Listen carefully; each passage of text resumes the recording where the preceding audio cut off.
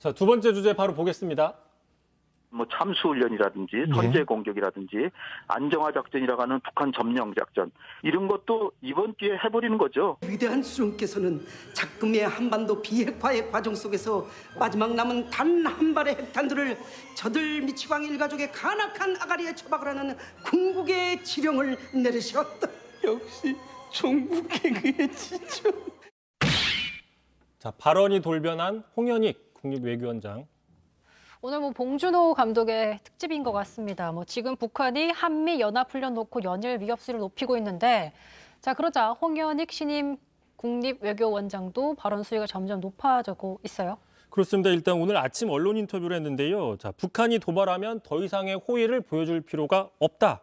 북한 점령, 선제 공격, 또 참수 훈련까지도 해야 된다라는 상당히 센 발언을 했는데 북한에서 들을 때 제일 민감한 발언들만 한꺼번에 다 한 거죠. 지금 이번 정부 들어서 고위공직자가 공개적으로 이 정도 센 발언을 한 거는 아마 이번이 처음이지 않냐 이런 평가가 있습니다. 근데 사실 한미연합훈련은 예정대로 진행되는 만큼 정부는 북한을 이제 굳이 자극하지 않겠다는 기조를 유지하고 있는데 얼마 전에 임명된 이 신임 위원장은 정반대 목소리를 내고 있어요. 그러니까 단호하게 대응해야 된다. 북한이 도발하면 그런 주장이죠. 그러면서 이전 정권, 박근혜 정권 롤모델을 제시했습니다. 한번 들어보시죠. 박근혜 정부 때 목함지뢰 사건 때처럼 보듯이 그 당시에 한미 공조와 중국의 외교적 협력 그리고 국민들의 총화 단결로 이 똘똘 뭉친 태세를 보여주니까 북한이 결국 꼬리 내리고 사과했잖아요.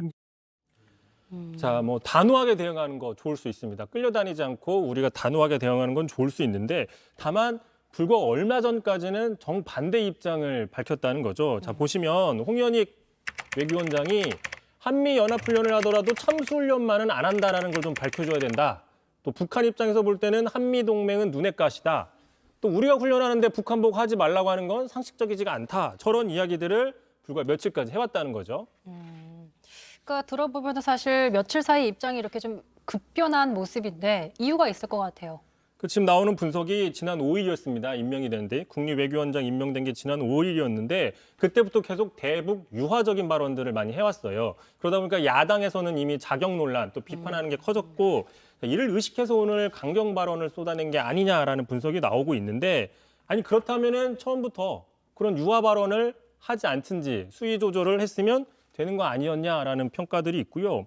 지금 아시겠지만 남북 관계는 말 한마디에도 상당히 왔다 갔다 하는 그런 역사를 많이 봐왔습니다. 그런 것들을 모를 리가 없는 국립외교원장, 그 북한 전문가가 저렇게 며칠 사이에 입장을 180도씩 왔다 갔다 하는 저런 발언들, 진폭이 너무 큰 발언들을 하는 것, 그거 자체가 오히려 대북 리스크 아니냐, 이런 비판 나오고 있는 겁니다.